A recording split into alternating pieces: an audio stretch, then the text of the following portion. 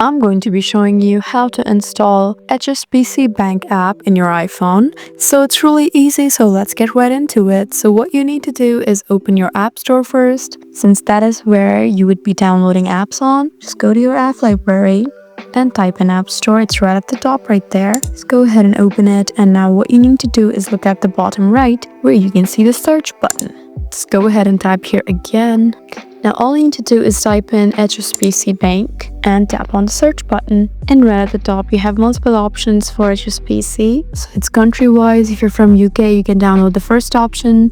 If not, you have the second one. If you're from Malaysia, you have HSBC Malaysia. You have HSBC India, Australia, UAE, Vietnam, Singapore, and many more. So it's completely up to you what you choose to download. Just download any one of them and verify yourself, and the download process will begin. I hope this video was helpful for you. Please leave us a like and drop us a comment down below, and we'll see you again in our next video.